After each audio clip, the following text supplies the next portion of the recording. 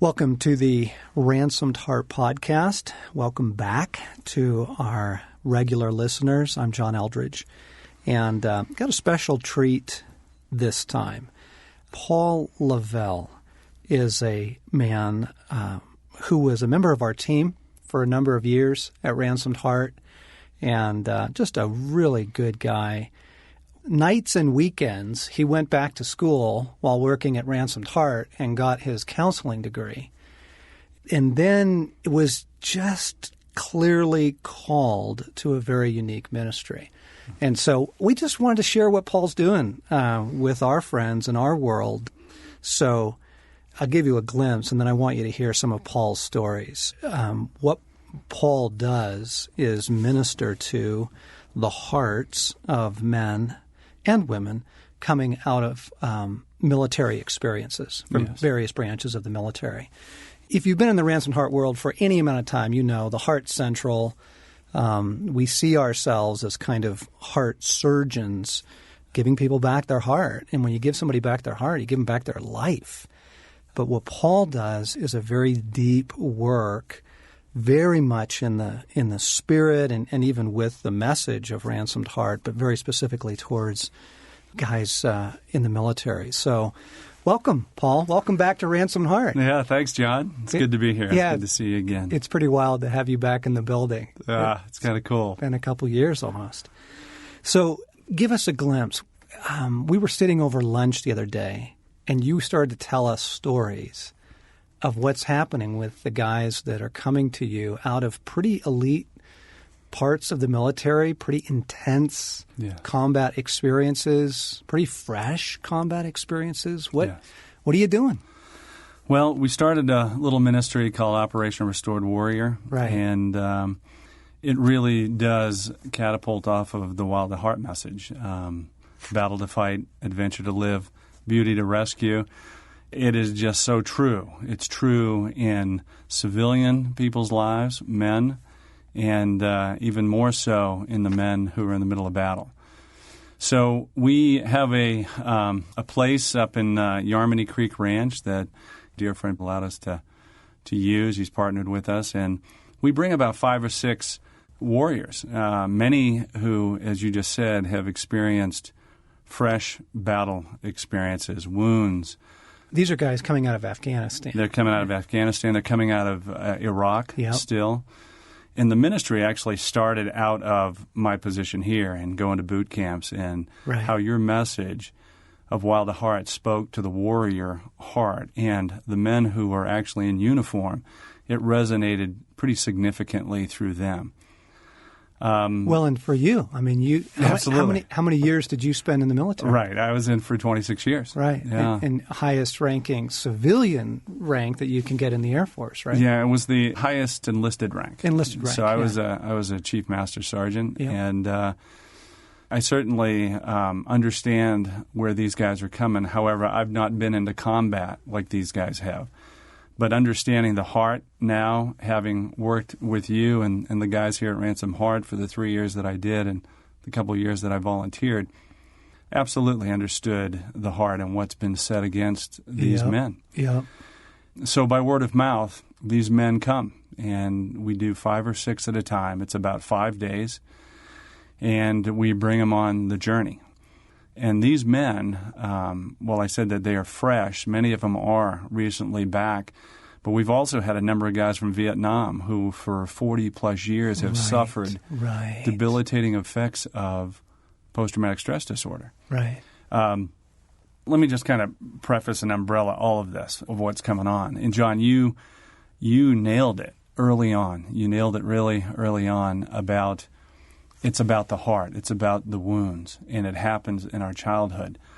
What our medical profession, particularly in the military and mental health, are encasing as post-traumatic stress disorder, combat-related stress, is actually the wounds from the childhood. And every single man that's come through, and we've had over 100 so far, it absolutely goes back to that. Now, the event, there's a deciding event that happens in their lives that brings it up to the surface most of the time. But as we, step back, it's about those childhood wounds. And so I say that as a preface to these men coming in. And they're coming in because many of them, the current ones, a lot of them have suicidal ideations. A number of the young men have actually felt absolute loss of hope where the enemy comes in and literally just steals their hope. Yeah. Last year, we had more suicides in the Department of Defense active duty than we had in combat deaths, which is pretty sad. Whoa. Okay. So with that said, the men, they come. And we've had a number of folks from Special Operations. And by that I mean Delta Force, Navy SEALs, Marine Recon, Special Forces. And not that we are specializing in these guys, but through word of mouth and men who have spoken about what we do, these men particularly, they don't ask for help. They have figured it out that you're on your own. And when they get those shields, well, nobody asks them if they got what it takes. Yeah. They've got what it takes to the world. Yeah. And they hide behind it. And the enemy absolutely takes them out. Their lives get destroyed. Their family lives get destroyed. And many times it's all out of control. It's trying to control their lives. Yeah. And when they get to the end of themselves and they can't do this anymore, then they come to us. See, that is just a fascinating thing that you guys are working with Navy SEALs, the leaders of Navy SEAL teams. Yes. I mean, pretty serious men. Yes. And yet, everything that we talk about in Wild at Heart is still true. Yes. It's still true. The father wound, the invalidation, the search for validation now through courage and incredible, Absolutely. experiences on the front lines. And yet if those issues don't get resolved, I mean, he may look to the world like a man's man, but the heart is the heart. Yes. The heart's the heart. And when the heart gets wounded, nothing fix it until you deal with that. Absolutely. And these men, and I could tell you with a pretty accurate statistic that 99.9% of these men, and I'd also say women, that go into the military are wounded people. Yes. And they are trying to get their validation by, do I have what it takes? I mean, John, it is so pervasive. I've often said that DOD and all the services, DOD ought to be called Poses Are Us. Uh-huh. I mean, that's true. Now, that doesn't take away from the courage and the strength that these men and women show.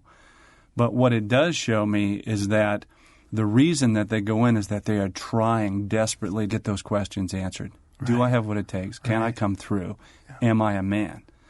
So the testing takes place. And what these men find is many times right in the middle of battle and physical battle, most of them have no idea that there's also a spiritual battle going on for their soul. Right. And they experience some pretty horrific things. And then they're just left. I mean, the control and the confidence that they had going in, now they have really not much to stand on except for, what happened. And how do you help a guy wounded, not merely physically, but soulfully at such a deep level? I mean, these guys are strong. They're independent. They've built a life of bravado. Again, not in a bad sense. I mean, you need these guys to be courageous. Yes. You need them to be independent out there, but how do you help them? Well, when they come to the ranch, interesting enough, we had a whole group from the 101st Airborne, the original Band of Brothers. Right. And they had the highest suicide rate in the entire military. And so we invited a group cross-section from senior officers to junior enlisted. They came. One of the gentlemen that came was the battalion command sergeant major. He's the top enlisted guy. He has been deployed 7 times. 7 times. 7 times. In fact, as we're talking right now, they're redeploying to Afghanistan for the 8th time. Holy cow. It's unbelievable. But in one day on his last deployment, he was hit with 4 IEDs in his vehicle. And he's got traumatic brain injury now. And when he came to the ranch, it was kind of like a last hope for him. The chaplain, who was his battalion chaplain, had come to our program to see what was this about. Right. And so he referred these guys to us. Well, this gentleman arrives with 6 other guys. And when he walks in, he's just a big, strapping dude, what you'd experience, someone as a gladiator, right? Truly a gladiator of modern time. And he walks up to me, and his name is Chris. And I immediately walked up to him and I shook his hand. I said, Chris, it's great to have another E9 here finally. I have a lot of officers that come through, and he just kind of grips my hand, and then he kind of pulls me in, and he says, hey, Paul, I need to tell you that I'm not religious at all. Right. And I just looked at him, and I said, either was Jesus.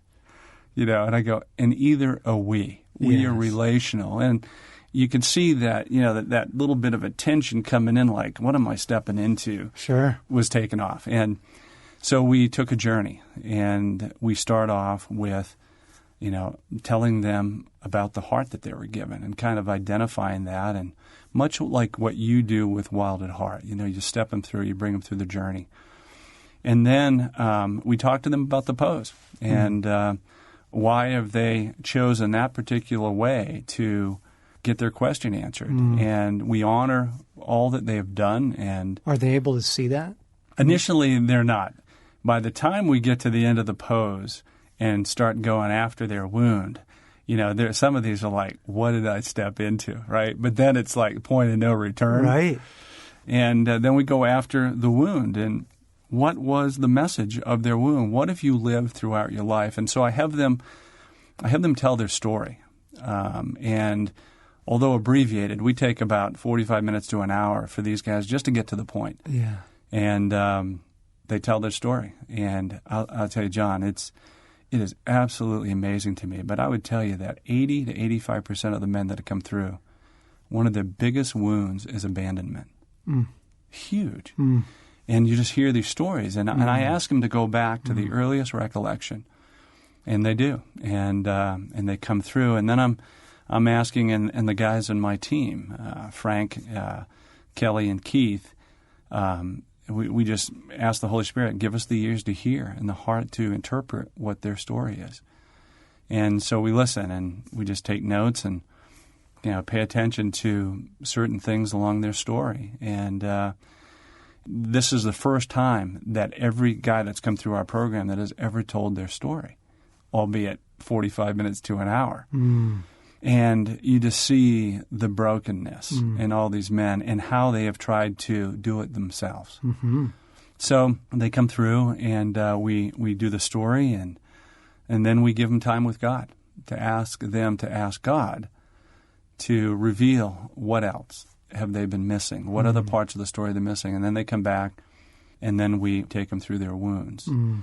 In the wound part, then we go into the healing part. I mean, literally, it's kind of like a Wild at Heart boot camp jumped right in. This is first day, right into doing 4th Street. Wait, this is all day one? This is all day one. Oh, my gosh. Yeah, we go right after. Oh, my goodness.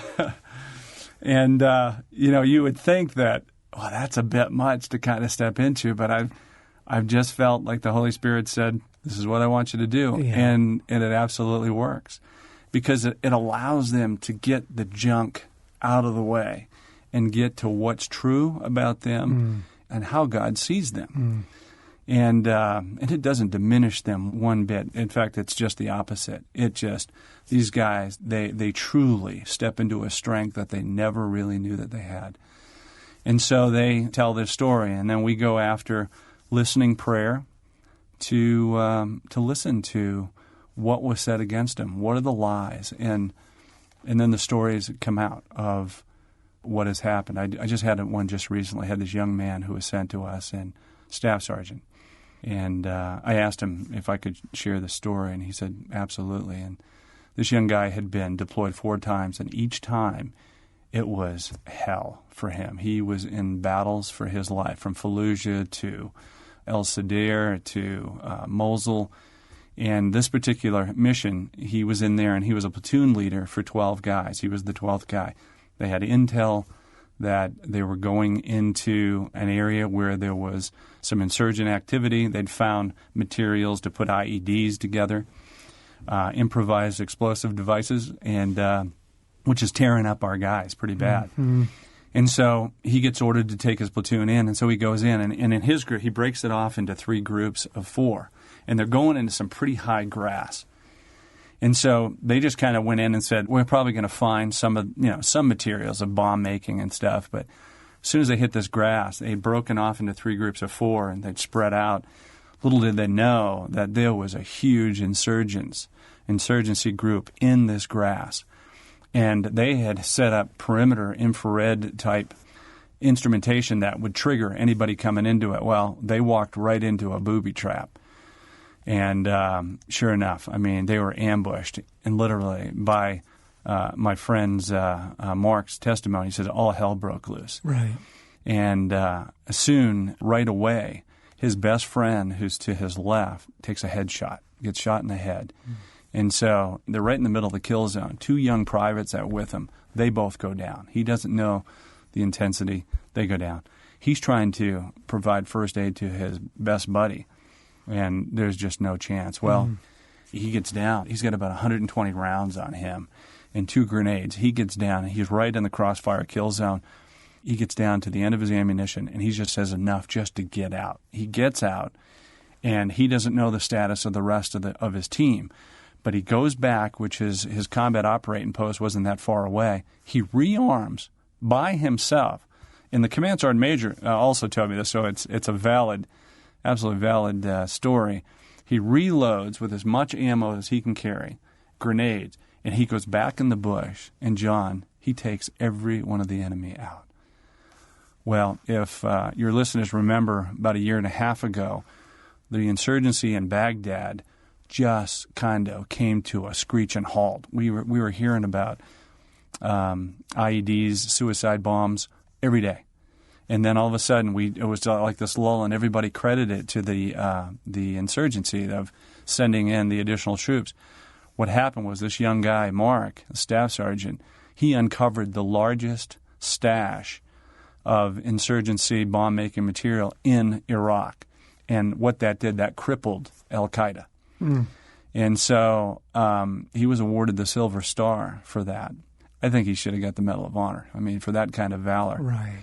But he got the Silver Star. But what it did was, when you would think, wow, what an honor. I mean, this guy is what heroes are made out of. And it's happening every day over there with our troops.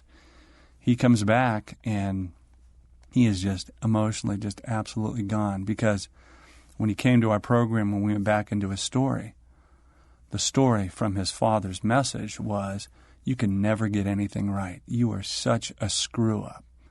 And in that moment, everything came back to him that he should have known better.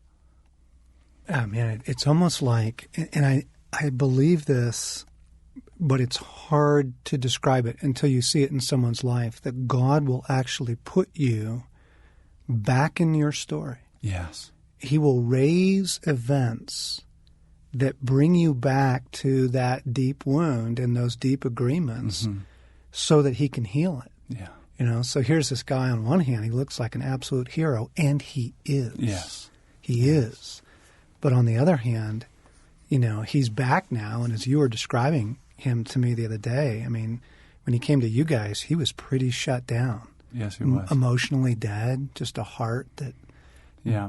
Deep guilt. Yes, shame. Yeah. I mean, on the point of many of these guys, they literally play with the idea of suicide because the pain is so bad. Right, of course. And they're trying to do it within themselves. And the military medical facilities and the mental health, God bless them for what they're doing. But what they're trying to do is they're trying to put a Band-Aid on an arterial bleed. Right. And it's not working. And what we have found is we're the only ones that are doing this, John, of going after bringing God, something larger than themselves, to know that you have a God that loves you and that you also have an enemy that's greater than just that physical one that we're fighting. Yeah. And well, and you guys are bringing actual healing to the soul. Yes. Which is, it's very, very different to say to a man, God loves you, you're forgiven, all is well, you are his son, you know. Yeah. But until you heal the soul, that stuff just bounces off. That's it just exactly doesn't even true. matter. This is dramatic. We just got to pick this up in the next podcast. Sorry to do that, folks, but time's out, and you need to hear the rest of this story because it's just phenomenal. So stay tuned for more of what's happening in the lives of these incredible men. If you want more information about Ransomed Heart, come to ransomedheart.com. And if you want more information about Paul's ministry, come to OperationRestoredWarrior.com.